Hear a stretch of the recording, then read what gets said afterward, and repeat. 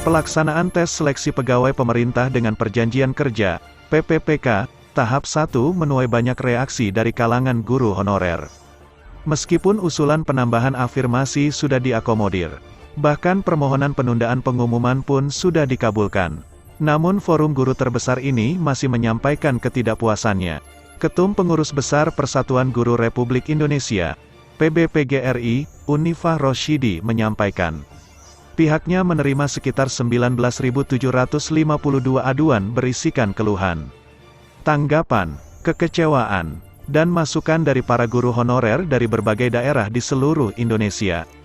Banyaknya keluhan para guru honorer ini menjadi perhatian khusus PGRI, kata Unifah dalam pernyataan resminya. Dia menyebutkan atas kondisi tersebut, maka PGRI tetap menyatakan sikap atas aduan terhadap pelaksanaan seleksi PPPK ini. Pernyataan sikap ini menjadi bukti nyata bahwa pemerintah dalam hal ini Kemdikbud dan instansi terkait yang bertanggung jawab telah dianggap gagal dalam menjalan program akbar rekrutmen 1 juta guru PPPK ini. Adapun pernyataan sikap tersebut adalah sebagai berikut. 1. Agar pemerintah meninjau ulang kebijakan rekrutmen PPPK 2021 yang tidak mempertimbangkan rasa keadilan, penghargaan terhadap pengabdian, dan dedikasi guru honorer yang selama ini melaksanakan tugas-tugas pembelajaran dan pelayanan pendidikan dalam situasi darurat kekurangan guru. Ketersediaan guru merupakan syarat utama agar peserta didik mendapatkan haknya dalam memperoleh layanan pendidikan. 2. Pemerintah harus melakukan revisi terhadap peraturan rekrutmen PPPK, di mana program ini sebenarnya adalah solusi untuk mengatasi darurat kekurangan guru. Selain itu, manajemen pelaksanaan seleksi PPPK perlu diperbaiki agar di masa mendatang lebih profesional, transparan, dan akuntabel. 3. Seleksi PPPK guru honorer usia 35 tahun ke atas hendaklah dilakukan melalui proses antar sesama mereka dengan mempertimbangkan masa pengabdian, dedikasi, dan kinerja, artinya tidak dilaksanakan bersamaan dengan pelamar muda. 4. Rekrutmen bagi guru honorer yang berada di daerah 3T. Juga dilakukan proses seleksi antar sesama guru honorer di daerah tersebut dengan mempertimbangkan masa pengabdian dan dedikasi mereka. 5. Meninjau ulang tingkat kesukaran soal kompetensi teknis yang terlalu menekankan pada aspek kognitif dengan memberikan afirmasi yang berkeadilan nilai akumulatif berupa linearitas, masa kerja, portofolio, prestasi, nilai seleksi kompetensi manajerial, sosiokultural, dan wawancara. 6. Memperhatikan begitu banyaknya para guru honorer yang tidak mencapai passing grade kompetensi teknis, maka pemerintah harus meninjau kembali kesahihan perangkat tes. Pengabdian guru honorer yang begitu panjang jangan hanya dihapuskan begitu saja dengan hasil tes kompetensi teknis yang lebih menilai aspek kognitif semata. Bagi mereka yang dinyatakan tidak memenuhi ambang batas seleksi tetap diberikan kesempatan mengikuti seleksi di masa mendatang setelah melalui proses pembinaan. 7. Rekrutmen guru ASN di masa mendatang tetap dilakukan melalui jalur CPNS dan PPPK. Ketujuh pernyataan ini dinilai penting, guna memberikan rasa keadilan dan keberpihakan pemerintah kepada para guru di negeri ini. Jangan samakan seleksi seorang guru dengan profesi lainnya. Itu benar, di dalam pengaduan kami 19.627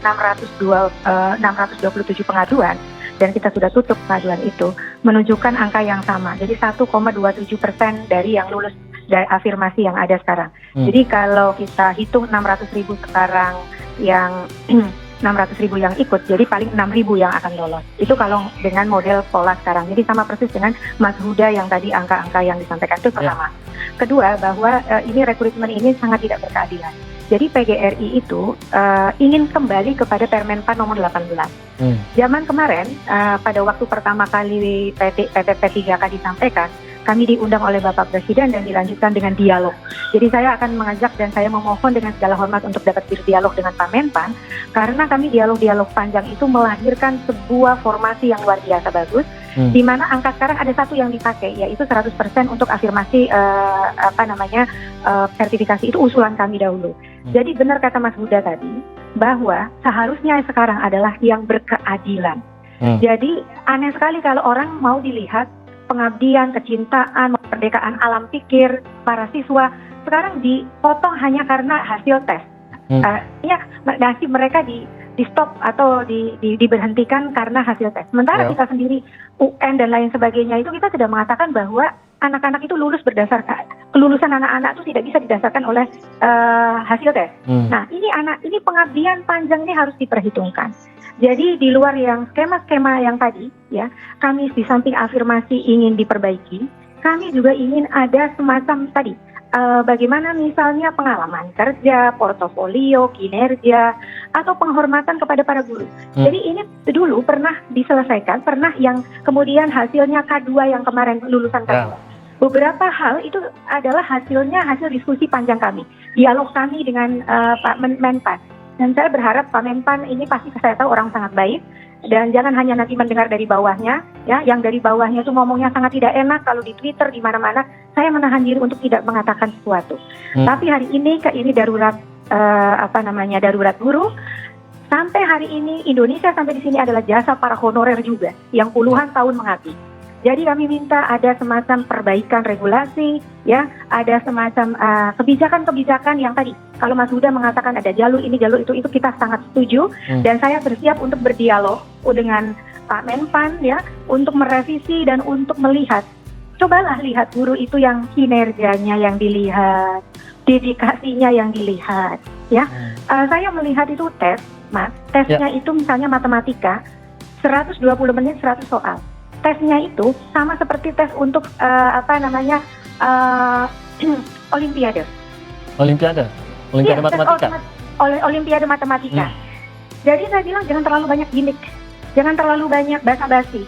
Ini selalu dikatakan bahwa bagaimana anak didik kita bisa maju kalau gurunya pintar. Saya balik bertanya, seberapa besar penghargaan kepada guru untuk membuat Indonesia seperti ini? Ya. Jadi harus ada rasa empati yang dalam atas perjuangan mereka memerdekakan alam pikir. Di dalam masa pandemi ini, kan selalu dikatakan bahwa harus anak-anak masuk sekolah. Siapa yang di sana? Kalau bukan guru honorer. Siapa kalau bukan guru honorer yang menenangkan anak-anak, yang membesarkan jiwa mereka, yang mengajak mereka belajar, bukan kemudian memecahkan soal-soal Olimpiade. Enggak. Jadi itu yang namanya kisi-kisi. Berbeda banget dengan apa yang disoalkan. Jadi kami itu memberikan pelatihan 4 bulan lebih, itu berbeda banget. Jadi bukan itu soalnya. Soalnya bagaimana niat baik pemerintah dalam keadaan darurat kekurangan guru seperti yang Mas Huda tadi sampaikan. Jadi saya mendukung apa yang dikatakan Mas Huda dan mari kita sama-sama berdialog menyelesaikan persoalan ini.